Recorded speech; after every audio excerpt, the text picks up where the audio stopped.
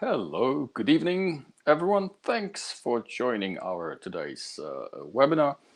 My name is Radek Krakoszyński. I'm a senior trainer at Worldwide School, and I have a pleasure to actually talk to you about some business English vocabulary tonight. So once again, thanks for joining.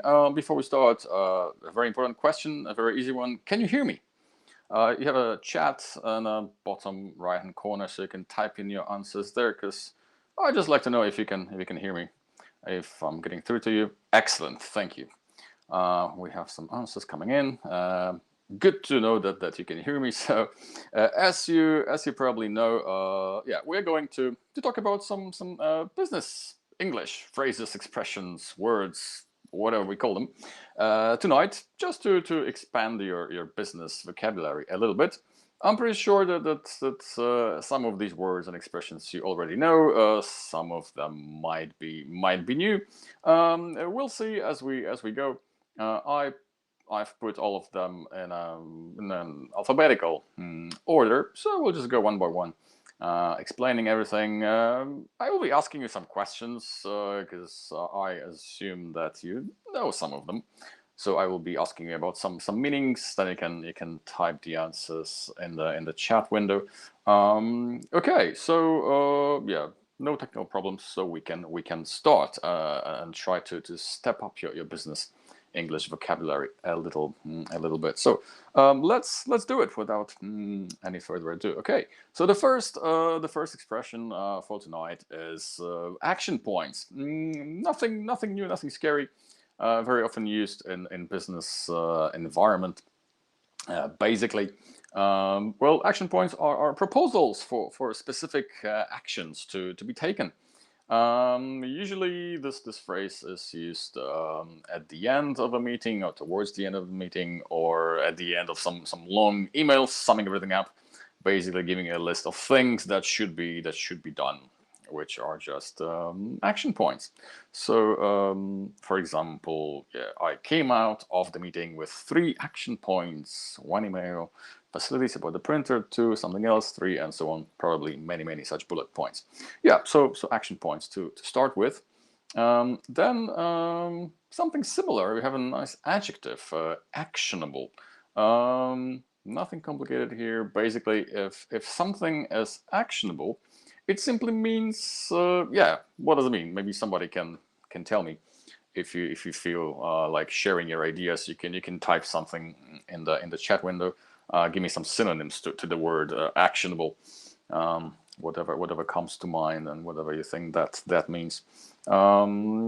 Basically, if something is oh yeah, somebody's typing, so let's wait for some answer. Active, more or less, yeah, not exactly the same.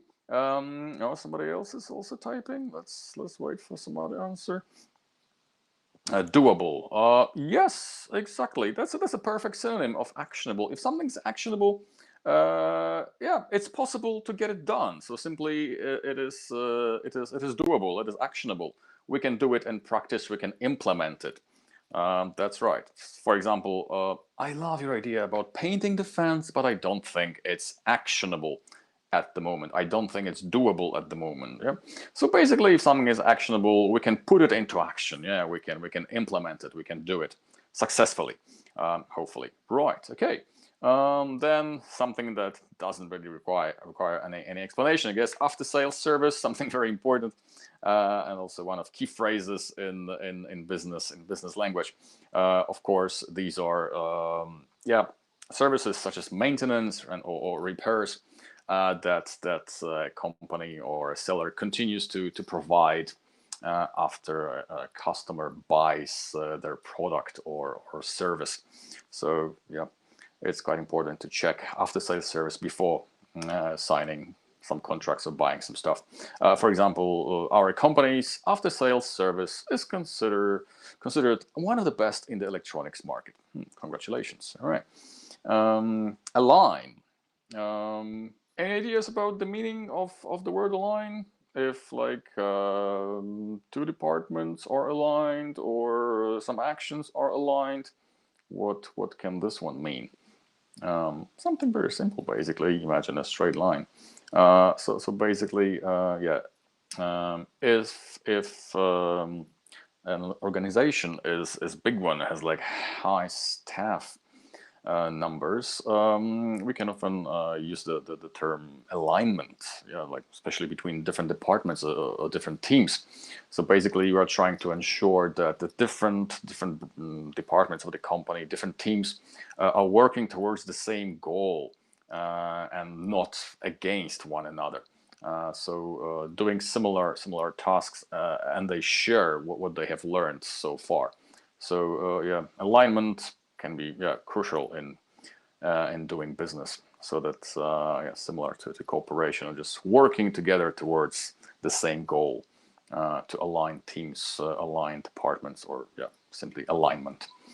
For example, I think we need to align with the customer service department on this issue. You have to kind of like cooperate closely and go in the same direction. As of yet, that's a nice little phrase, and the meaning is very simple, because it simply means the same as at the moment. But this one is more commonly used in written communication, usually in emails. But the meaning is exactly the same as at the moment, but sounds much more businesslike, much better than the basic phrase at the moment, and the meaning is absolutely the same. As of yet, we have no plans to hire a social media manager. So like at the moment, as of yet. So a very nice little phrase which you can use while writing some emails to your colleagues. Okay, at the end of the day. Well, basically, we shouldn't understand this this phrase literally. That yeah, like end of the day, like today is already over, but no, it's not that's not the meaning of this phrase. Basically, when everything is taken into consideration, that's the meaning of this phrase. We can use it to signify that the speaker is giving a conclusion. You know, they're concluding their statement on a matter or on a subject. We can replace this phrase with one word, ultimately. You know, so at the end of the day. Let's look at an example. At the end of the day, we did the best we could in a difficult situation. So considering everything, yeah, summing everything up at the end of the day. This is a nice little phrase which you can use in this kind of meaning during some meeting, or also in the written communication at the end of the day, when everything is taken into consideration. Authorization, very basic one, but very common. Some actions require authorization from our managers or whoever is above us in the company structure. So of course this comes from the verb to authorize, which means to give someone legal or official approval to do something. So basically, authorization is this kind of approval. Some things shouldn't be done or cannot be done without getting an authorization or an approval first.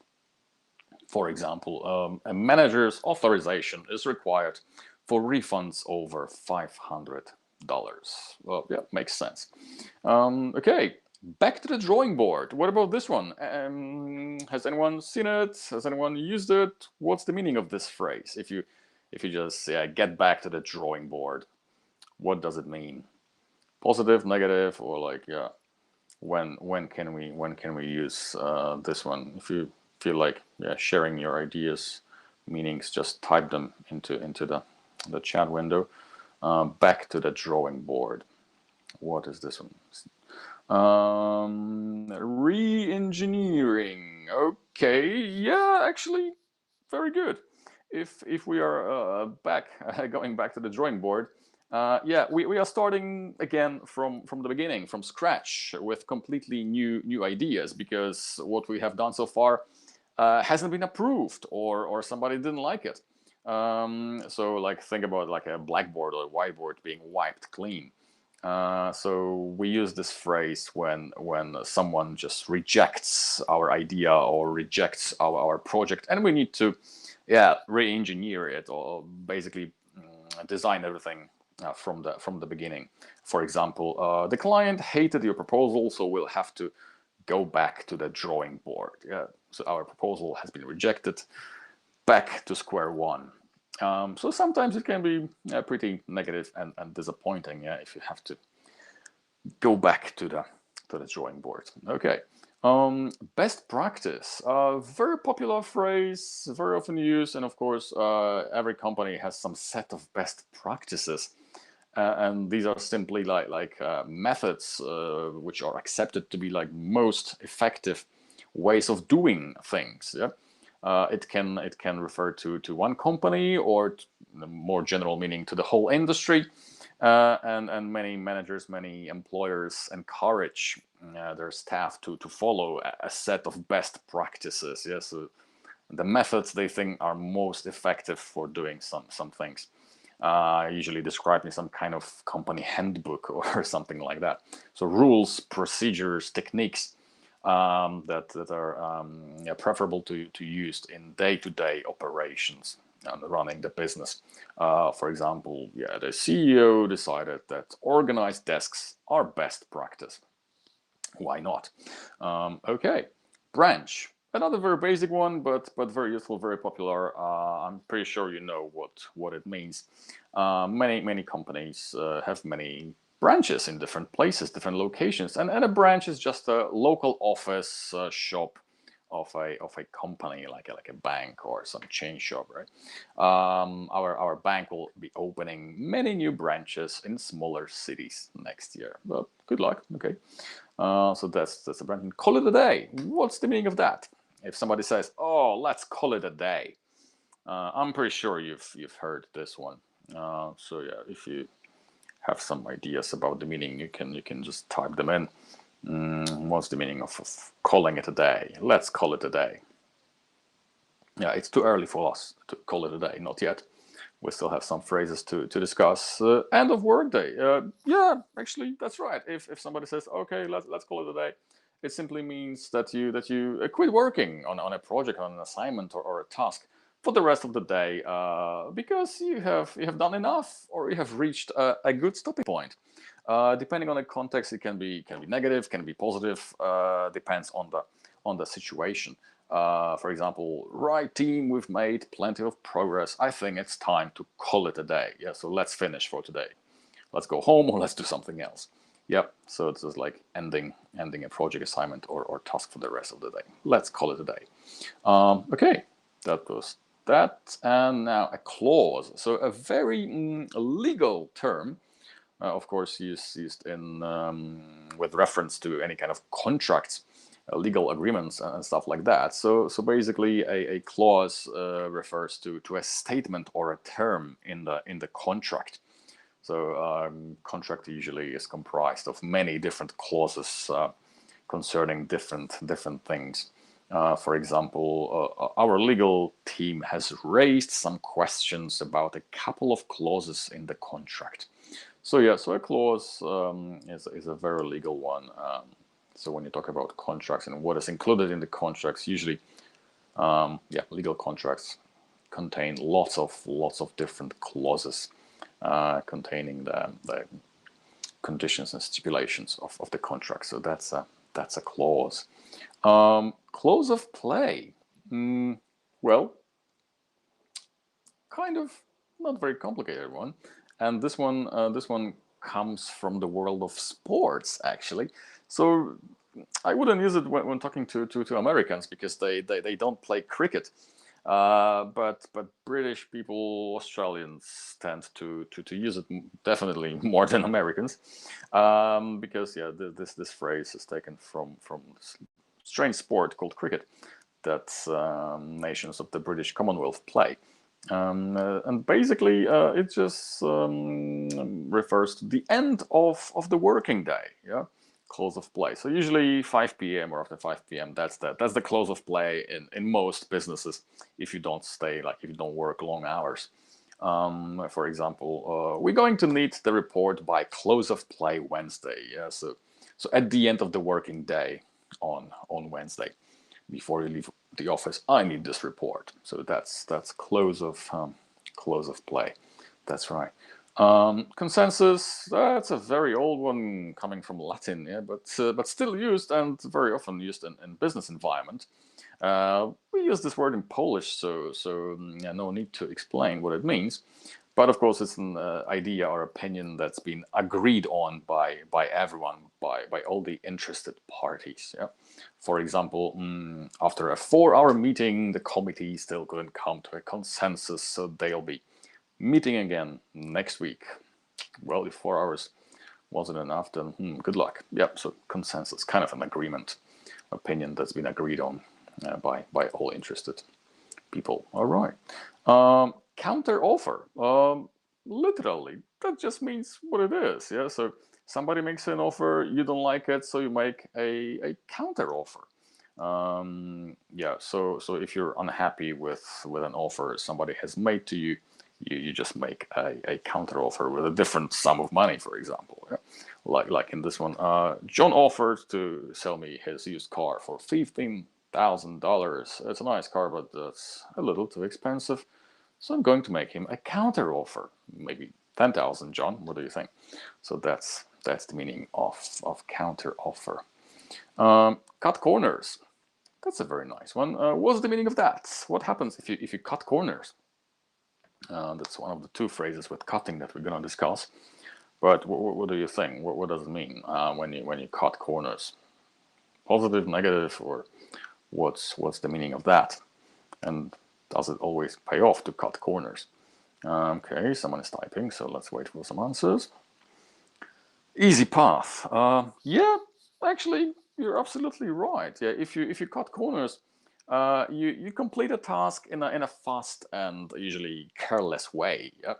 You just do something without paying attention to any details. Yeah.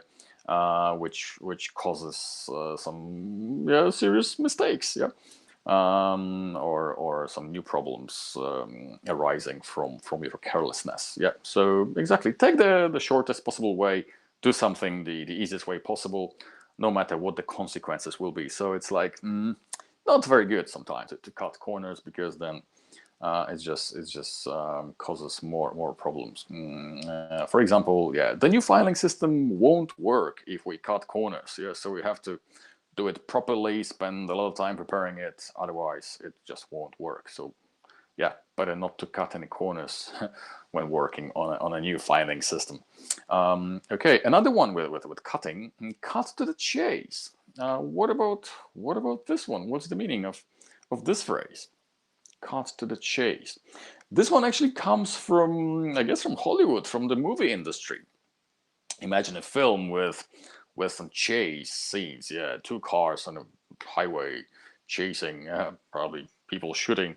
So basically, if you want somebody to cut to the chase, it means like get to the point without wasting my time. Yeah. So yeah, it comes from movie industry. Just skip to the car chase. Yeah, let's cut out all this bullshit and let's get to the point. Yeah. So yeah, car chase used to be like the most interesting and action-packed part. So if you want somebody to get to the point and stop wasting your time, that's the perfect phrase to use. Just cut to the chase, please. Yeah. For example, yeah, let's cut to the chase. Are you going to finish the report on time or not? Yes or no, simple answer. So down the line, well, this phrase is a little bit interesting because it's like an expression which means like at some point in the future. We don't know exactly when. It can occur in a few months or a few years time. So this time frame is rather vague. Yeah, it's not defined. We don't know yet. Like yeah, down the line. Yeah, like next year, maybe in 2 years. For example, they won't make a difference now, but we will benefit from positive reviews down the line. So we'll see the change maybe next year, maybe next quarter, maybe in a few months' time, down the line, at some undefined point in the future. So that's a nice one. Drill down to. Nothing to do with the dentist, luckily. But basically, if you drill down to something, it just means like that you explore something deeply. Yeah, you explore something in more depth. For example, I think we can drill down into this further when we meet with the product team. Yeah, like not all your questions have been answered. Yeah, you need some more information to make some serious decisions. So yeah, you need to drill down into the matter, yeah, to get more information. Can be useful sometimes. Due diligence, another word from Latin, pretty old one. But basically, due diligence is well, very often used in business jargon, and it refers to all the necessary steps or research that are required to make a good decision. If you've done your due diligence before making some decisions, if you have given some issue, subject matter the attention it rightfully deserves, you weigh all the alternatives, then probably you're gonna make the best possible decisions. But before that, yeah, you need to do your due diligence. For example, we've done our due diligence in researching the candidates, and none of the other contractors seem more qualified. Yeah, so you've checked everything, you ticked all the boxes, and you know that these guys are the best. We won't find anyone who is more qualified than these contractors. So this is to do your due diligence. Pay a lot of attention to something before making a decision. Dynamic, a very easy word, but in business language, it has a slightly different meaning. We can use the word dynamic to refer to something that is exciting, interesting, or new. So it's like a more office-friendly way of saying those things. For example, we launched a dynamic new website in February. Yeah, so just exciting, interesting, or new, or whatever. But yeah, the word dynamic is very often used in this kind of context. To expand, another one that is not very complicated, but crucial to many businesses. Expand simply means to grow, to develop. Yeah, so to increase the size or amount of something. So we often talk about expanding a department or expanding a business. Yeah, reaching out to different markets. I hear that your company plans to expand to Europe and China next year. Yeah, good luck with that. Expedite. That's an interesting little one. To expedite simply means to speed up. We don't use it in like colloquial language in like everyday conversation because it might seem a little bit old-fashioned, but it's very often used in business English. So like a very formal way of saying speed up. For example, can you ask Basil to expedite the payment process for this, please? Yeah, sounds much more business-like than, yeah, ask Basil to speed things up. Yeah, expedite. Way more formal. So if you want to sound formal, use this one, not speed up. Forward planning. This is a funny one because it simply means the same as planning, but adding the word forward makes it. Oh, never heard about backward planning. Like, can you plan backwards? Probably not. But forward planning simply sounds much more business-like. So this is one of the examples when business language makes simple things more complicated, or is trying to disguise simple ideas to be like to seem as something more complicated. So forward planning is exactly the same as planning. Yeah, because usually when you make plans, it's about the future. Forward, yeah, not backward, but yeah, but it's very often used, forward planning, instead of just planning, because it sounds more business-like. So yeah, so simply planning all the activities that will take place in the future. So you don't plan, you forward plan from today. Remember, please. For example, I think we need a degree of forward planning on this issue. Yeah, why not? Get the ball rolling. I'm pretty sure you must have heard this one. What's the meaning? Can anyone share their ideas? Get the ball rolling. When do we use this one? And what's the meaning of that? Get the ball rolling. Well, basically, If you get the ball, okay, somebody's typing something. Let's wait. Let's see. Get the ball rolling. Of course, coming from sports, yeah, but yeah, business is like sports sometimes. Competing and winning. Okay.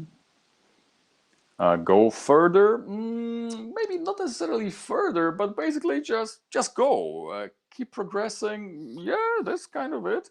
So basically, just get started. Yeah, on something, or to begin making meaningful progress. Yeah. So if you get the ball rolling, you just start a project or start some action that's supposed to have some consequences or effects, some meaningful progress.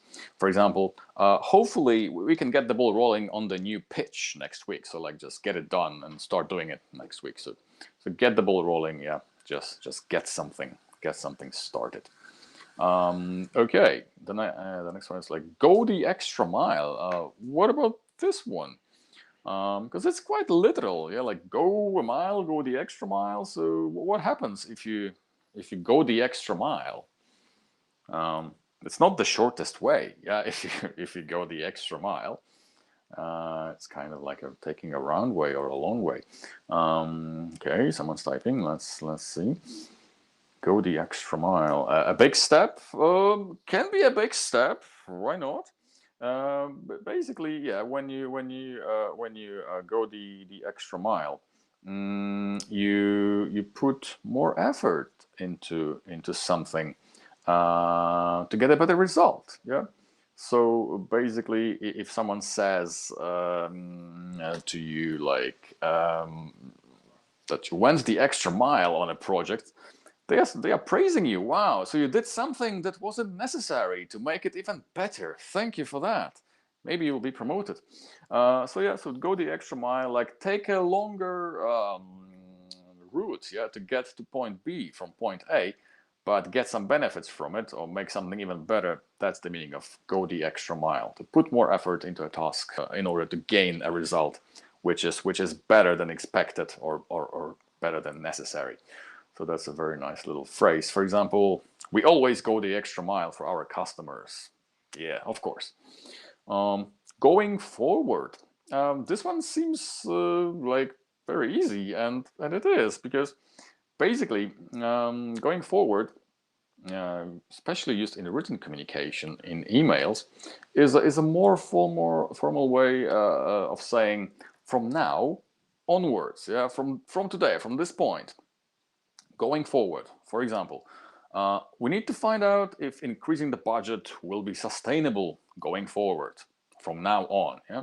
Or you can use it at the beginning of a sentence and write something that going forward, I want you to work on your time management. Yeah, so like from this point, from today, going forward, from now onwards. Way more formal. Yeah, from now on. So quite a nice one, especially used in written communication. Guidance, another basic one. Like everyone needs some guidance from time to time, especially from somebody who knows how to do things, like managers or whoever. So yeah, of course, it comes from the verb to guide, which means to direct or lead the way. So guidance refers to the act of giving help or giving direction. Yeah, like, for example, our manager tells us we can go to her for guidance anytime. So nice. Keep me in the loop. What about this one? I'm pretty sure you know this, or maybe you even used this. If somebody is in the loop, keep me in the loop. What's the meaning of that? It's about, oh yeah, some answers are coming. Let's see. To keep somebody in the loop. Keep me informed. Exactly, yeah. Keep me in the loop. Just, yeah. Keep me updated, keep me informed. Exactly, that's the meaning.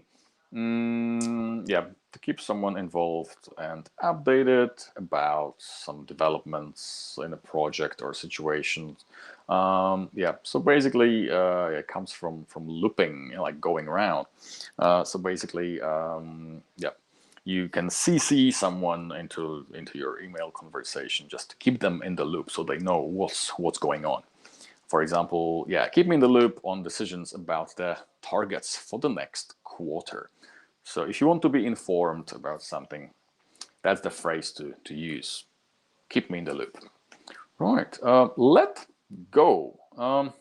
Very basic phrase from general English, but in business English, it has a little bit different meaning. Maybe you know, let somebody go. What does this one mean in business English? If you let somebody go, it's a nice way of saying what? Of something not very nice, actually, to this person. But if you let somebody go, it's like a gentle way of saying that, that people are being fired or they are being made redundant. So yeah, if you don't want to say using like some straightforward expression like you're yeah, we need to fire this guy, yeah, we need to let him go, yeah? It's way more polite, yeah, than using the word fire. We need to let Simon go. He has been very late almost every day this month. Yep. So that's the polite way of firing people. Yep. Market research. No need to explain, I guess, because this is one of the the basic ones, and so we can hear it all over the place. Of course, this is the research you do to collect information about what your customers need or what they prefer in a certain product or service that you're providing, right? For example, new market research shows that food manufacturing is one of our country's top income earners.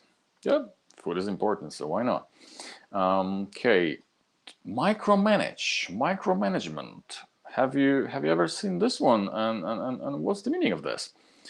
To be micromanaged. If your manager micromanages you, it's like good, a bad thing. Somebody was saying something. Let's see. Micromanage. Sounds scary, I bet, but yeah. So what is micromanaging about? Someone is still typing. Okay. Manager, control everything. Yeah, that's a good way to put it. That's a good answer. To micromanage. Yeah, every aspect of your work is being, yeah, controlling every task with the employee. Yeah, exactly. Good answers from you guys. Thank you very much. Yeah, so micromanage is definitely a negative word that employees use to discuss the behavior of their controlling bosses. Yeah, if you micromanage someone, it means yeah, to manage them on a micro level. Yeah, like you watch all the details of their work too closely. Yeah, like they have no chance to take responsibility, no chance to make decisions on their own. Yeah, to yeah, take responsibility for something themselves. Like imagine your boss standing behind your back and just checking every word of the email you're just typing. Yeah, that's micromanagement. So something not very nice. Yeah. For example, yeah, Olga is a good boss because she doesn't micromanage her team. Good for her. Well done, Olga. Okay, null and void. That's another very formal legal phrase, which you can use to talk about contracts or some clauses in some contracts. Basically, if something gets null and void, it's invalid. Yeah, it is non-binding or has no legal force whatsoever. Yeah. For example, our lease will become null and void in 30 days if we don't renew it now. Yeah, so if the lease is null and void, it's invalid. The contract has no more binding or legal force. So along with the word clause, null and void is very legal and very business-like when we refer to some contracts or agreements. Proactive, favorite word of everyone. I'm pretty sure what it means. Of course, you take initiative on something, which means usually like embarking on a new task yourself without being prompted, yeah, without waiting for your colleagues or boss to show you what to do. Yeah? So it's like taking a first step, doing something yourself out of your own initiative. For example, I would really appreciate it if you could be proactive in attracting new clients, George. Yeah, George, new clients will not come by themselves. So you need to be more proactive. Reach out. What's the meaning of this one? If you reach out to somebody, I'm pretty sure you know it. So what does reaching out mean? The meaning is very simple. Getting in touch with somebody, to get in contact. Like usually a person that you do not know too well. So no need to stretch physically. It's about calling or writing an email or just contacting someone about something, to reach out. For example, don't hesitate to reach out to Helen if you have any questions. Reach out to Helen. Why not? Stay ahead of the curve. Quite a long one, but not a very complicated one. Basically, what happens if you stay ahead of the curve? This one is somehow connected with competition and competing. Like stay ahead, you're in the front. And curve is just some line which is not straight, usually on some graph. Or other thing. So if you stay ahead of the curve, you're more advanced than others. Curve is like the line on some graph that shows a trend growing or declining. And they give us the example of Instagram. Instagram was ahead of the curve in anticipating how much people would enjoy sharing pictures of their lunch. Nobody else expected that. Food porn. So if you stay ahead of the curve, you maintain the advantage you have gained over the competition. So you're still like leading the pack. And basically, it can also be used to describe the need to work really hard to avoid losing this progress. So if you stay ahead of the curve, you're kind of like leading the pack. You're the leading competitor. For example, we need to stay ahead of the curve, otherwise our competitors will wipe us out. Competition in business can be brutal. Okay, streamline, another classic business word. Many things can be streamlined. Basically, a process can be streamlined, which means that it's simplified, or to expedite a process, make it quicker, more streamlined. By eliminating all unnecessary steps. You can also streamline a team, which is usually not so positive. Because streamlining a team means that some people will be fired. Because they are not needed on the team anymore, and the team will still perform well even without them. So that's what streamlining is all about simplification and speeding things up. For example, we need to streamline the archiving process. It's taking far too long to organize our files. Usually streamlining is good, unless you streamline a team, which for some people is usually bad. Touch base. Another one coming from sports, baseball this time. Basically, if you touch base, you talk to someone in person or through digital means, and usually the contact is brief, fast. So basically, when you want to keep somebody in the loop, or keep somebody up to date with what happened, with the latest developments that you are both working on, you just touch base, just to be on the same level, to have the same amount of information concerning something. For example, if you could just touch base with Ritesh after the meeting, that would be great. So just keep him in the loop, give him all the latest information, to touch base. Upskill. This is one of the funny ones. Well, we have the word train, which is a standard word, but it's kind of like boring word. So instead of training, we can use upskilling. So in business language, the word train or training is very often replaced by upskilling. It sounds fresher, yeah, than just training. Like we're all tired of hearing the word training all over again, yeah. But upskilling, yeah, that's so refreshing. So it can just mean to train, to teach employees additional competencies or skills needed to do their jobs. So yeah, don't use the word train anymore. It's too boring. Use the word upskilling. Yeah, so exciting. For example, yeah, we chose to upskill a junior employee rather than hire someone senior straight away. Why not?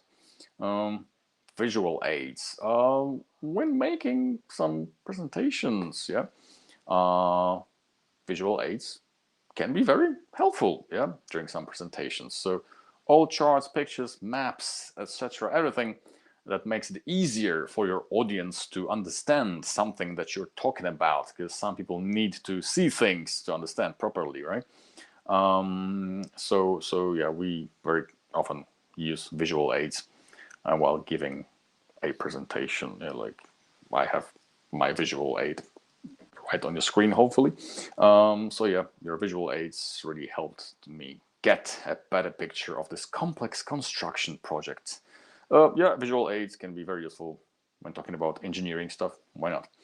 And workflow, another everyone's favorite. Yeah. So workflow is just a pace and sequence of tasks that every employee is expected to complete in their daily working life. Yeah. So when somebody says that they have workflow issues, they very often mean that they are overworked. Yeah, they cannot cope with the amount of work they are currently doing. And on the other hand, if your manager asks you, "Oh, how is your workflow?" it's usually a way of asking if they have too much work, or maybe they feel underused and they could do something more because they are, yeah, not working hard enough. So workflow, everyone's favorite word. For example, yeah, I'm having some workflow issues and won't be able to help you until next week. So yeah, this person is definitely overworked. And how is your workflow at the moment? That's a typical question the manager asks somebody from their team if they want to give them something more to do. So be careful. Okay, so basically that was the last word for today.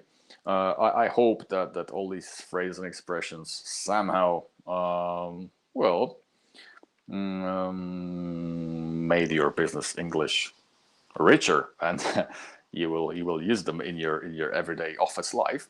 Thank you very much for attending tonight's webinar. It's been a pleasure talking to you. Thank you for all the answers, and hopefully I will have a chance to talk to you again somewhere down the line, yeah, in the foreseeable future. So thank you very much. Have a good evening, and talk to you soon. Thank you very much. Have a good evening. Bye bye.